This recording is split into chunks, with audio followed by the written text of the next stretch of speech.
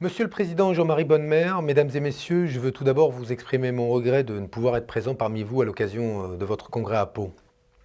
Par les messages que m'adresse votre Président, je sais que j'aurai trouvé parmi vous de nombreux amis et alliés même dans la volonté de réforme du gouvernement. Et je souhaite profiter de cette occasion pour saluer l'action que vous menez depuis 1967. Je sais que vous êtes au-delà du seul champ de la défense des droits des consommateurs, des militants actifs du progrès et de la justice. Je vous remercie d'ailleurs très sincèrement de vos prises de position courageuses, notamment sur la loi établissant le mariage pour tous ou sur la nécessaire réforme de la politique familiale. Le 7 janvier dernier, j'ai signé conjointement avec ma collègue Christiane Taubira, garde des Sceaux, l'arrêté qui renouvelle pour 5 ans l'agrément de votre association pour mener des actions en justice dans l'intérêt collectif des consommateurs. Depuis 1983, date de son premier agrément, le CNAFAL a apporté, aux côtés d'autres associations aux sensibilités diverses, une contribution de qualité à la défense des droits des consommateurs. Vous êtes présent dans de nombreuses localités, au contact avec des familles et des consommateurs les plus modestes, et ainsi votre organisation contribue au maintien du lien social dans un contexte de difficultés économiques. L'appui que vous apportez aux consommateurs pour le règlement à l'amiable des litiges de consommation, cet appui-là est extrêmement utile pour assurer en pratique le respect des droits. Et dans certains cas, vous agissez en justice. Mon attention a été en particulier attirée sur un arrêt récent rendu le 4 avril 2013 par la Cour d'appel de Nîmes dans une affaire où le CNAFAL s'était porté partie civile dans l'intérêt collectif des consommateurs. Sur votre intervention, la Cour d'appel de Nîmes a condamné le professionnel et déclaré abusive plusieurs clauses contenues dans un contrat. Aujourd'hui, ces droits que vous détenez en tant qu'association agréée de défense des consommateurs, je souhaite justement les élargir par ma loi et les rendre plus effectifs et efficaces. Comme vous le savez, le projet de loi relatif à la consommation que je défendrai à l'Assemblée nationale à partir du 25 juin va constituer un pas très important dans la protection des consommateurs. Son ambition générale est d'agir contre des rentes économiques en rééquilibrant les relations entre producteurs d'une part et consommateurs d'autre part. Il manquait à notre pays, aux Français, une voie de recours collective pour que tous ces litiges de consommation, qui pris individuellement ne portent parfois que sur quelques dizaines d'euros, mais qui représentent quand ils sont mis bout à bout des centaines de millions d'euros et qui constituent de la rente indue, eh bien que ces litiges de la consommation soient traités enfin. Grâce à l'action de groupe, nous permettrons aux consommateurs de faire valoir leurs droits.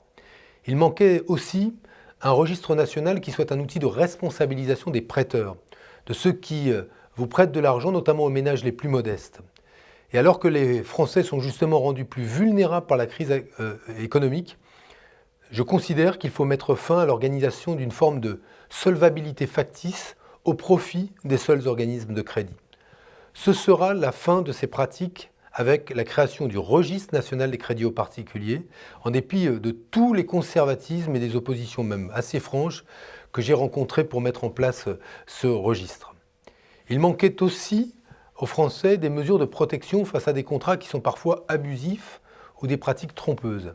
Ce sera réparé, notamment grâce au renforcement des moyens de la répression des fraudes, qui nous permettront de mieux contrôler sur le terrain les conditions dans lesquelles les professionnels respectent la loi.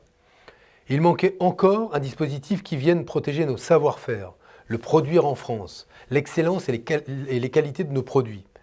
C'était valable dans le domaine de l'alimentaire, mais il manquait, dans le champ des produits manufacturés, une indication géographique qui nous permette de valoriser ce que sont l'expertise, les savoir-faire, les qualités des productions locales.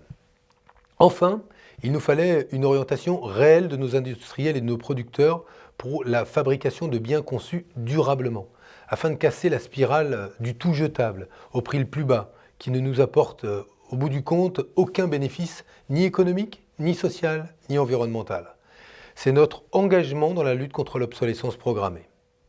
Avec ce projet de loi, nous mettons en œuvre une autre conception de l'économie. Nous agissons pour que l'économie soit au service de l'homme. C'est la même philosophie qui s'exprime dans l'autre texte que je porterai devant le Parlement et devant nos concitoyens, celui relatif à l'économie sociale.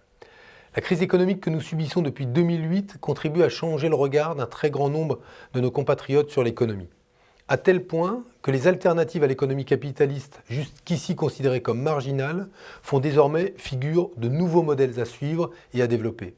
Produire autrement, entreprendre autrement, consommer autrement, sont des formules qui illustrent les aspirations modernes à une plus grande maîtrise de l'activité économique pour satisfaire les préoccupations de long terme que sont la cohésion sociale, l'ancrage territorial des emplois ou le développement durable. Avec son projet de loi sur l'économie sociale et solidaire, l'ambition de tout le gouvernement consiste à reconnaître pleinement l'économie sociale et solidaire et à lui permettre de changer d'échelle. Cette ambition est fondée sur la co-construction d'une stratégie de croissance plus robuste, plus riche en emplois, plus durable et plus juste socialement. Elle s'appuiera sur la formidable diversité et richesse d'une économie aux principes authentiquement populaires. Je ne vais pas abuser de votre temps en vous présentant les nombreuses mesures que contiendra ce projet de loi. Je veux simplement conclure en précisant les raisons politiques et philosophiques qui motivent le soutien du gouvernement aux principes de l'économie sociale et solidaire.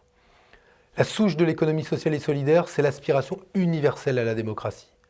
En choisissant une gouvernance qui associe les salariés, les producteurs, les adhérents, les sociétaires ou les bénévoles, elle rompt avec les logiques libérales qui ont revendiqué et mis en œuvre l'effacement de la démocratie politique et l'intervention publique devant le marché. Le temps de l'économie sociale et solidaire est aussi celui de la mesure et de la tempérance. Elle est au complet opposé du court-termisme d'une économie qui déplace des milliards d'euros au rythme de la nanoseconde.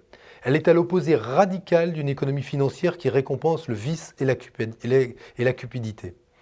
Enfin, la finalité de l'économie sociale et solidaire, c'est le bénéfice humain. Elle réconcilie l'économie avec le sens commun des bénéfices, c'est-à-dire, étymologiquement, la volonté de faire le bien. Elle replace l'homme et ses besoins au cœur de la décision économique. Voilà pourquoi, Monsieur le Président, Mesdames et Messieurs, je suis certain que nous pourrons nous retrouver dans ces principes ainsi que les motivations qui m'animent dans mon action ministérielle. À tous, je dis donc à très bientôt et je vous remercie très sincèrement pour votre engagement.